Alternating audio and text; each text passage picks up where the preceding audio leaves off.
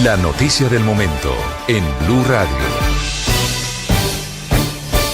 1:22, mucha atención que la Sala de Primera Instancia de la Corte Suprema de Justicia acaba de condenar al expresidente de ese alto tribunal, Leonidas Bustos, a una pena de más de 10 años de cárcel por el escándalo del cartel de la toga, que fue un escándalo en el que se descubrió la manera en la que un grupo de magistrados, acompañado de fiscales, de abogados, cobraban dinero para engavetar procesos judiciales en la Corte Suprema de Justicia, para evitar que se dieran a conocer fallos, para evitar que se avanzara en investigaciones, en particular de casos como la parapolítica o casos de corrupción.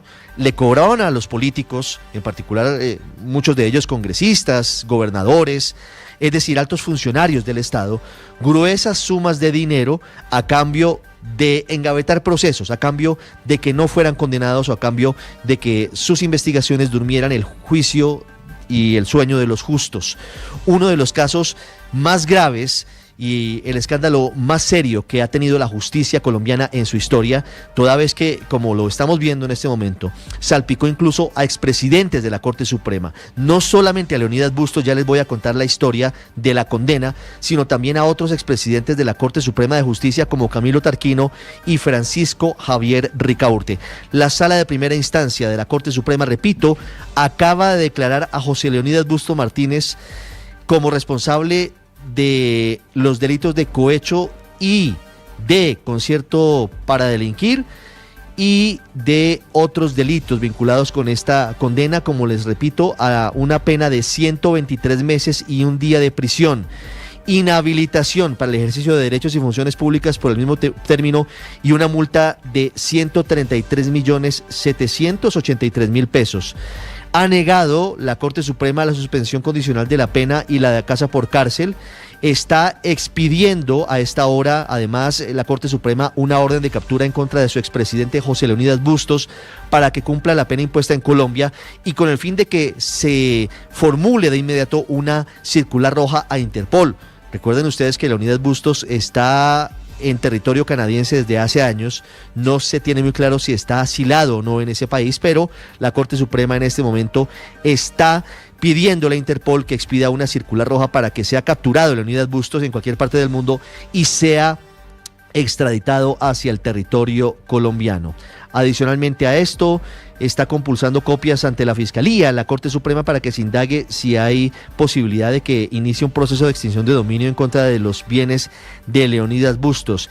Y atención, porque también está compulsando copias para que se investigue el delito que podría haber cometido contra la Administración Pública Leonidas Bustos en caso de del excongresista Julio Gallardo Archibald y del exgobernador del departamento de Córdoba, Alejandro Lyons Muscus, investigado y procesado en su momento por el cartel de la hemofilia. La noticia urgente hasta ahora, 1:26 aquí en Blue Radio, es que después de un muy largo proceso y en una sentencia que es histórica, la Corte Suprema acaba de condenar a más de 10 años de cárcel a quien fuera presidente de ese mismo alto tribunal, José Leonidas Bustos, por el escándalo del cartel de la toga, en el que también estuvo involucrado, recuerdan ustedes, el exfiscal anticorrupción Gustavo Moreno, que ahora es el abogado de Olmedo López y de Sneider Pinilla. 1:26, una pausa y regresamos en Meridiano Blue. Muy atentos a la situación de la crisis en la salud de los colombianos, en particular frente a la nueva EPS, que tiene más de 11 millones de afiliados. Hay una buena noticia en medio de las difíciles circunstancias. Hay cerca de 250 pacientes de la nueva EPS que no han recibido su tratamiento contra la hemofilia hace por lo menos 3 meses en Antioquia, en el Eje Cafetero y en el Valle del Cauca, que van a ser atendidos de forma prioritaria por una IPS antioqueña. Una buena noticia en medio de la crisis. Héctor, ¿cómo es la historia? Pues Ricardo, en medio de la polémica que se ha desatado en el país por la muerte del pequeño Kevin Acosta, Blue Radio conoció que la alarmante situación pone en riesgo a estos pacientes que en la mayoría de los casos recibieron su último tratamiento antes del 15 de diciembre del año pasado y que eventualmente ante un accidente podrían poner en riesgo su vida. La información que conoció Blue Radio es que se hará cargo de 250 pacientes de estas 3 regiones, pues en una IPS con sede central en Medellín, pero que también tiene oficinas en el eje cafetero y en el Valle del Cauca, misma que podría ser atendida en el caso de Jonathan Leal, un hombre que hace 7 meses no recibe su tratamiento. Valdría 2 millones de pesos cada inyección y son 3 inyecciones a la semana, por tanto serían 12 inyecciones equivalentes a 20 millones de pesos. Ni porque fuera extracto 6, le digo. Sería... Hay que decir, Ricardo, que la IPS que los acogerá atiende en estos momentos a 170 pacientes de hemofilia en el departamento de Antioquia, afiliados especialmente a Savia Salud y Sanitas. Sin embargo, advierte que en el caso del país sí hay preocupación porque habrían 4 casos de hemofilia B que necesitan con urgencia sus medicamentos. Héctor, y en Santander, sin embargo, siguen los reclamos. La Secretaría de Salud de ese departamento confirmó que en estos 51 días que van del 2026 han recibido más de 1.800 reclamos, precisamente porque no entregan los medicamentos o porque están interrumpiendo los tratamientos. Verónica Rincón.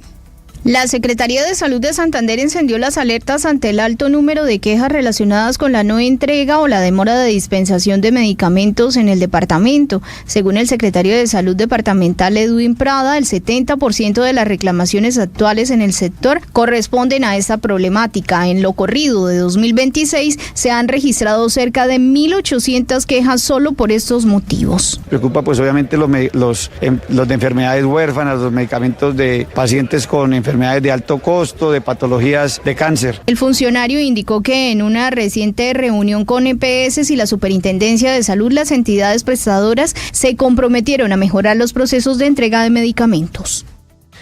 1:21, hay noticia grande en segundos aquí en Meridiano Blue sobre el cartel de La Toga, uno de los viejos escándalos de corrupción que salpicó a la justicia de Colombia hace una década.